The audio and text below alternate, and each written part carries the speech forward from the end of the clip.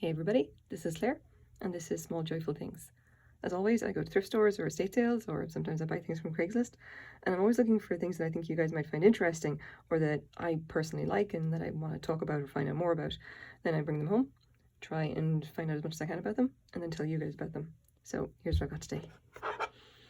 And what I have is this. I've been doing very well with uranium glass lately. It's definitely something new. You know, I generally just don't see a lot of it in Vancouver. I think I've said that before. So it's really kind of fun and interesting to actually see it in a thrift store, especially when you spot it and you just you get the look of that bright green glow. It seems to just once you actually know like that shade of green that signifies uranium glass, you just you definitely know what you're looking at. And a lot of the time you don't even need a black light. You'll just pick it up and just know that, yeah, that's the real thing. Now, this one is pretty interesting. It's kind of hard to see the pattern. Hopefully you can see it a little bit there. These daisies, and then you can just about see the one in the middle there. Very interesting. And it's got this nice band of leaves, which has been kind of crimped into that. Just see one of the flowers there. I have to say, on this one, it's slightly off center. You can see the flower here is off by a tiny amount. This is a footed bowl as well, with these lovely little shaped feet. And it's got this as well, this the little button thing. If I understand it correctly, they would have actually held it in like that, basically, when they were doing the actual crimping. You know, they would have like held it by that little lip. It's pressed glass, obviously. It's pressed in a 3-piece mold. You can see the lines here and on the feet. Very nice little thing. The pattern is all impressed on the inside. So, measure up. We have, it is 6 inches across at its widest point. And if I just eyeball it here, it's about 2.5 inches high. So, it should be fairly obvious as why I got this. I got it because it's uranium glass, and uranium glass is always worth talking about because it's always old. I have not heard of uranium glass being made after the Second World War. I think it's quite rare. I think that there is some Murano glass maybe post World War II that would be uranium as well. I would definitely never see it around Vancouver. I think at this point the only uranium glass like I've seen in Vancouver anyway has all been stuff from the Great Depression. It's all going to be things from the 20s and 30s. It's going to be, you know, quite old. So anyway, even when it's tricky to kind of figure out what it is, I always pick it up anyway because it's always, first of all, it's really interesting to look at. The green is incredibly vibrant. Like, I think once or twice I haven't had my black light and I ended up picking up a piece and I was kind of in two minds about whether or not it was uranium glass. And I ended up buying it anyway and testing it with a black light later and found that, oh no, it's not. So for what it's worth, modern glass definitely has something like this powerful green. Like, enough that I would be fooled occasionally for what it's worth. Like, I'm not perfect at this by any means. It's just that, you know, a lot of the time, I would like to say maybe about, you know, 3/4 of the time when I pick up something that has this bright green color and I think, yeah, that's uranium. And then I flash the black light on it and, you know, it has a great response. I'm like, yeah, there we go. I like being right. But anyway, just to do a little demonstration, I'm going to shut off my light. There we go. And here's our handy dandy black light. And neon green. I hope this shows up on the camera. Again, the black light that I've got is reasonably powerful. But again, no kind of mistaking that bright glow. Like, it just, manganese like will have a kind of a paler lime green kind of a glow. It's not going to look like this. This is very nice. So just turn the light back on.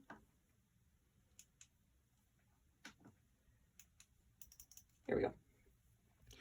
Okay, so considering that as we know it's uranium, we know it's quite old, and it is in fact in great condition. I did make sure to basically run my hands all over it, like checking for chips and cracks and everything. No, it's perfect. As far as I can tell, it doesn't even have any scratching or anything on it, apart from the very tiny amounts of wear on the feet itself, which you kind of expect from a little dish that's been kind of pushed around on a table for, you know, probably about 100 years at this point. So this definitely gave me a bit of a run for my money, but I had a feeling that it was Fenton, and it turns out that I was right. So, hold on.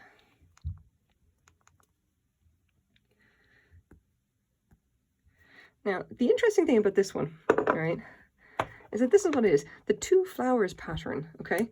Now, the only reference I can actually find to this on replacements.com, which is where I usually go to first, is the marigold carnival pattern. Now, the thing is, Fenton definitely did this in other types, and it's mostly carnival glass that what it comes off from.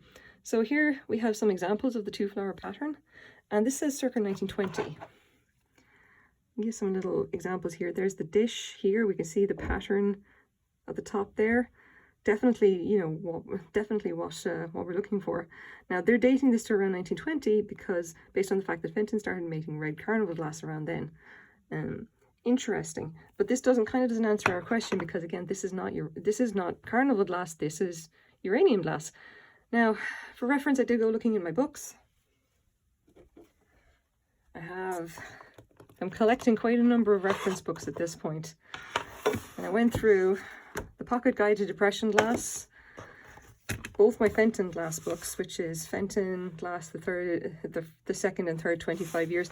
This starts at 1930. I don't have the first one. I really need to get it at this point, because I think this is older than the 1920s.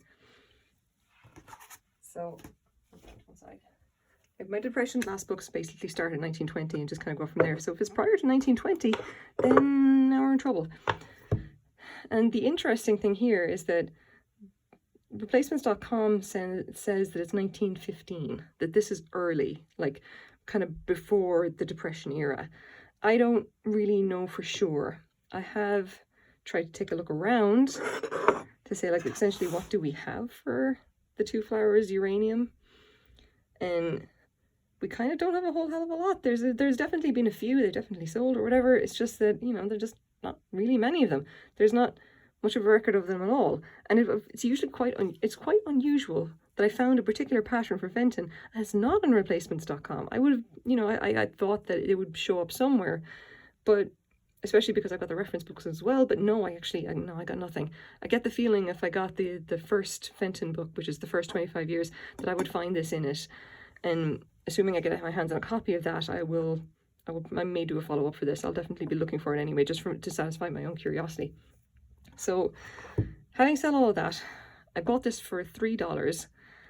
What exactly is it worth?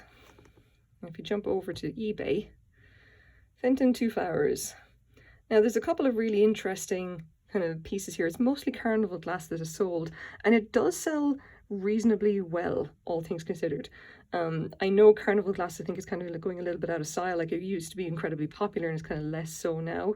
But for what it's worth, I did take a look around, and we do have some examples of the two flowers bowls anyway being sold, and they do sell for kind of nice money anyway.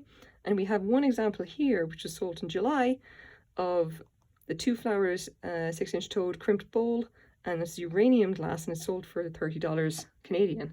So that's, you know, that's pretty good. I mean, considering what this is, you know, I bought it for $3. I can resell it for $30. That's pretty nice. You know, it definitely makes it worth your while at least.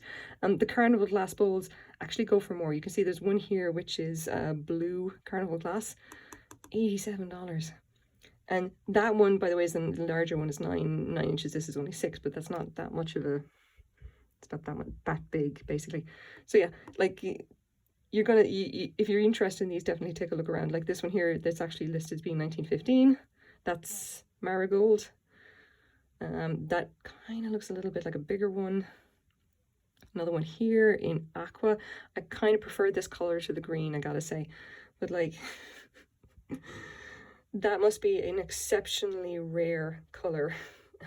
Especially if it's carnival glass, and it is very, very pretty, but you can see that it's sold for like a fairly ridiculous price there. But yeah, definitely a market for it, which is kind of nice, you know. I like getting a good score, and I gotta stop bumping the camera. Anyway, I'm very happy I found this, and it's really definitely going to encourage me to go and get the first Fenton book so that I have that extra reference. Like I did say before, that I kind of didn't really seem to get a lot of Fenton stuff in Vancouver, so I don't know, it's weird. It seems like I'm coming across more and more of it, and I don't know if that's because, for whatever reason, there is more of it, or I'm just getting better at recognizing it. But anyway, here we are. So here is my small joyful thing for the day. I'm probably going to put it up on Etsy. I'm sure someone's really going to like it. So I hope you guys like it as well. Thank you very much for watching. Bye-bye.